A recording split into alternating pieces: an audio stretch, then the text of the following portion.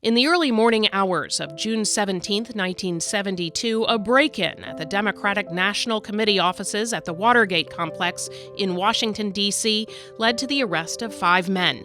It quickly escalated to a political and legal crisis that reached the highest levels of the United States government, stirring a historic constitutional crisis that claimed a presidency. The break-in occurred during the middle of the 1972 presidential campaign and President Richard Nixon's bid for re-election. This January 8, 2023 is the 50th anniversary of the Watergate criminal trial, presided over by Judge John Cercia. The watershed trial revealed a web of illegal activity involving Nixon's advisors.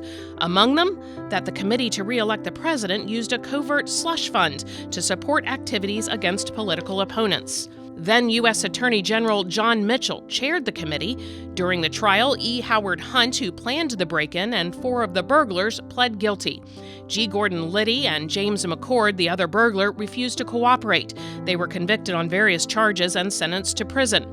After the trial, the U.S. Senate formed the Select Committee on Presidential Campaign Activities, launching a year-long investigation led by U.S. Senator Sam Ervin of North Carolina and his legal team. McCord and former White House counsel John Dean began cooperating with committee investigators, alleging that the White House, including President Nixon, ordered a cover-up of the break-in. A White House appointments secretary told investigators that the Oval Office had a taping system, but the battle to get those tapes would challenge the U.S. Supreme Court and White House claims of executive privilege. Although never directly implicated in the crimes, ultimately Nixon was found to be complicit in covering them up and using federal agencies to obstruct justice.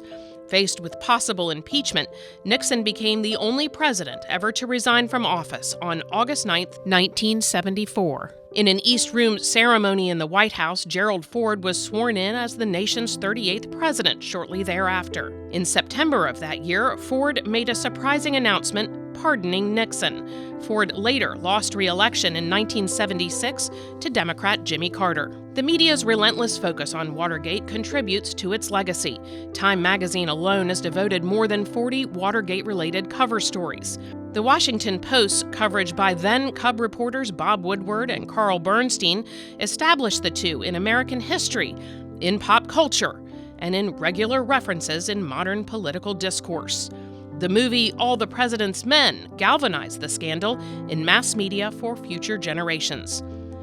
However, the scandal's impact has been much broader over the last 50 years. The word Watergate has become synonymous with government corruption and abuse of executive power. The term Gate has been tacked on to more than 200 political scandals ever since, from Travelgate and Monica-gate under the Clinton administration to Russiagate under the Trump administration. While younger generations don't always know where the Gate suffix originated, the lessons have lasted decades. Elected leaders often think of it when choosing their closest advisors. Separate branches of government are more aware of overreach, and public servants are emboldened to seize opportunities to put the country ahead of political power and change history.